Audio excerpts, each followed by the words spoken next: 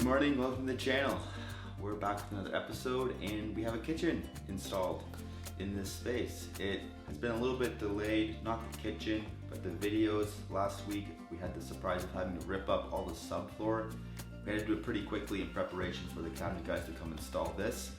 And yeah, I was just working a little quicker so I didn't have time to record that process, but we ripped up the old 1/4 inch subfloor with the 2 layers of glue-on tile on top of that. I'm not fully done screwing off. There's actually a piece over here that's still loose so you can see what the original subfloor is.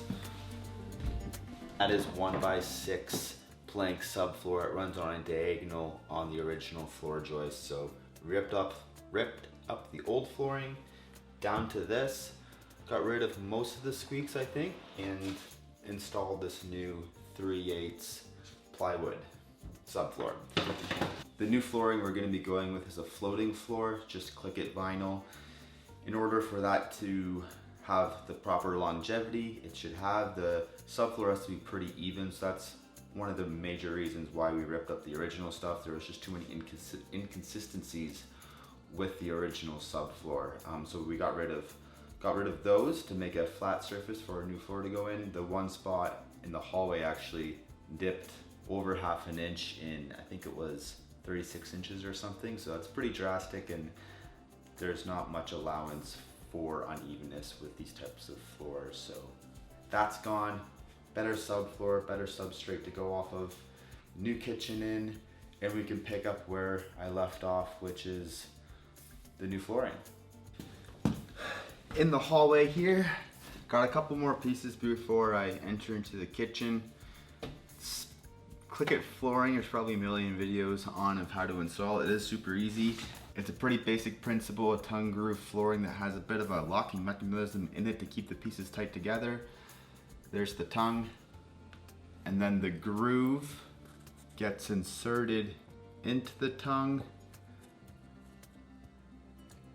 like that, which locks it into place. And that's a very basic principle of most Click It floors these days. They are very fragile, most of them anyways, and you can see I got a little bit of dust or something in there, that little piece there, and it will actually prohibit me from sliding in that other piece, so I just want to knock it out of there carefully. There we go. Definitely have to look for that on almost every piece you install just to make sure it's free of debris. And to cut it, I just have marked my lines here. So once you have your lines where it's marked, you just get a straight edge, score it, and then you should be able to snap it. I have to cut the back side of this one because there's actually a foam underlayment on it. It's just a little harder to snap back, but then you can go ahead and snap it into position here. The tongue goes into the groove. Sometimes they're a little different, but that's how this one works. Like that. Perfect. You can see on this far corner, there's a bit of room for expansion and contraction, only because the vinyl expands and contracts so much. So if you don't have those expansion joints, you'll end up having your flooring buckling wherever there's a joint, and your tongue and groove could actually break. So I insert that one into there, lift the whole thing up, boom, joint there, looks good. We can, and then something to note here, when I come into the original casing, door casing and jamb, I want to undercut it so my flooring can slide under it rather than scribing it. I could scribe it to that, but then I would still need that expansion joint, and that's really difficult to finish. Could caulk it, trim would look pretty weird, so it's easier just to undercut it. I grab a scrap piece of flooring for a spacer, that's the height of my floor, and then just get my oscillating tool and cut off that, I think it's about 3/8 that I need to cut off for the floor to slide underneath.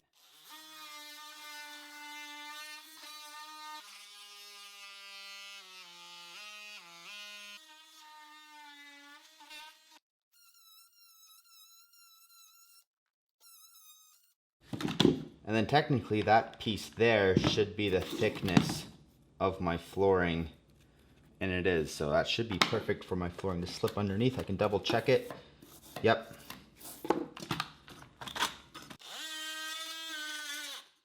Clean it up a bit and then vacuum it out.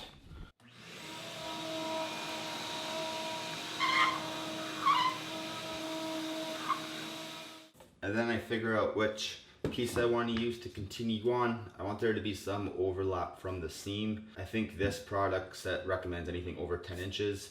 So I'm going to use this full piece, start from here and move this way. To do that, I just need to mark where I have to notch this out. To mark the jamb, I'll mark here, but I wanted to stick under the jamb a little bit. So I'm actually going to mark it an extra 1/4 inch back. Then this would be my mark there to cut off. And then to get the depth, you do it a couple ways. You could use a tape measure, for example, but I'm actually just gonna do this because it's easier for me at the moment. And I'm just gonna carry on this piece here. Just gonna bring my flat edge to transfer the mark over to here. Make a line. And then the only thing I want to be mindful of is that this casing curves a little bit, so I can't continue on my line straight from the baseboard, otherwise I end up here.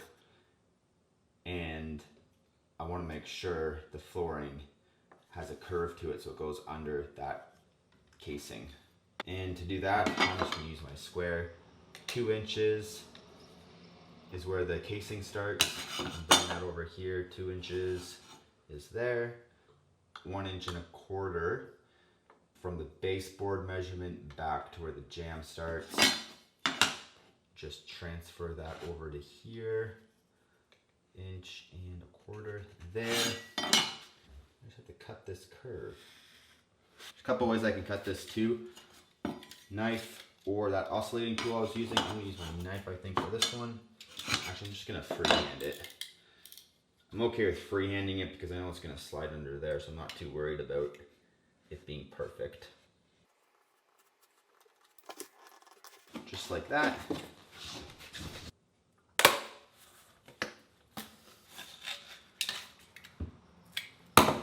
Because I have to install it on a bit of an angle like this first so the tongue clips into the groove, it's hard to do that if you're going underneath something like this. So in this case, I'm a little bit lucky where I can just clip it in and then hopefully slide it under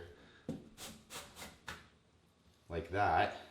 And then I'm gonna have a 1/4 round coming to the edge of here to cover that gap. Now I have to measure this piece, and a quick and easy way to do this is to grab your piece, see which way it goes in. My piece will clip in this way, but to get this measurement, I just flip it end for end, mark it, remembering to take off a little bit of space for that expansion and contraction. Grab my speed square, cut,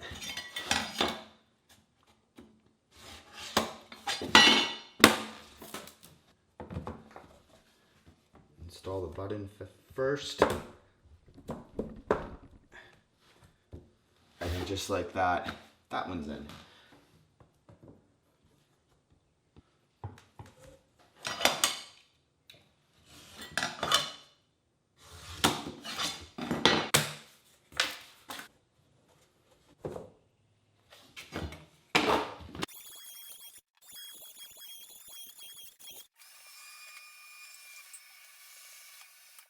And then moving on into the kitchen, I don't actually have the subfloor fully screwed off, so I have to go ahead and screw it off in a grid pattern every 4-ish inches.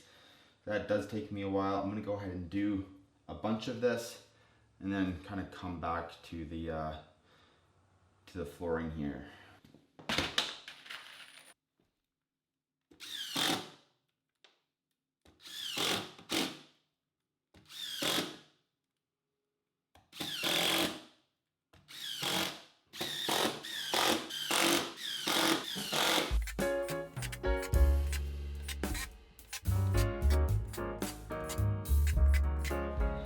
As you can see, this is going to take a little bit of time, so I'll put you on a time lapse and make it a little quicker for you at least.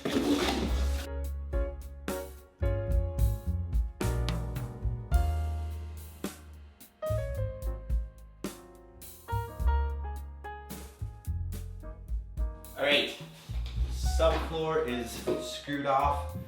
Now I can go ahead and begin or continue on that flooring into the kitchen here.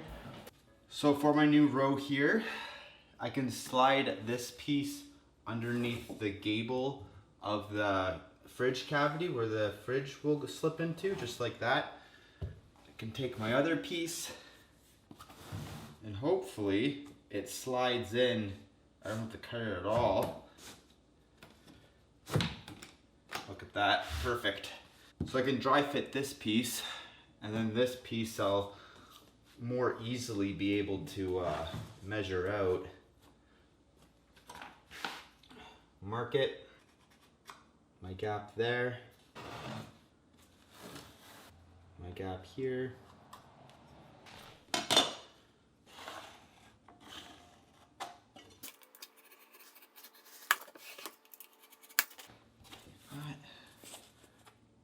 And then carefully snap that off. Here's why it's difficult to, yeah, there we go, break because of that foam underlayment. Because of that angle you need. I'm actually going to do something like this and hopefully it works. Do that.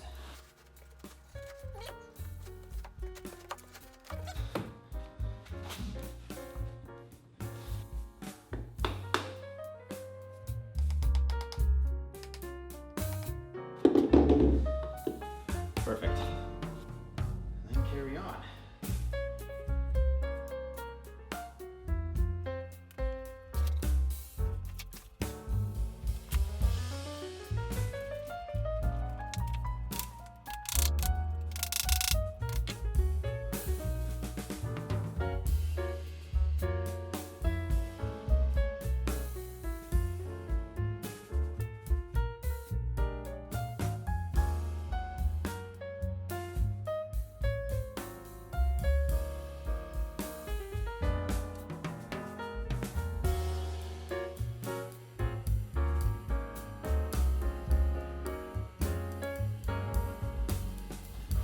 Sorry about that, the camera died. Should have had a spare battery, didn't have one on hand. But I did finish up the floor. There's only 2 rows left to go against the toe kick. I was able to put the toe kick back in place without having to rip it, so everything went pretty smoothly. Did a little bit of a cleanup. And that does it for the floor and cabinetry. So the next step is gonna have to be the baseboard, a little bit of trim, and then paint. That's gonna do it for this episode. I'll give you a closer look at the floor and stuff at the end, but thanks for watching. I'll see you next one.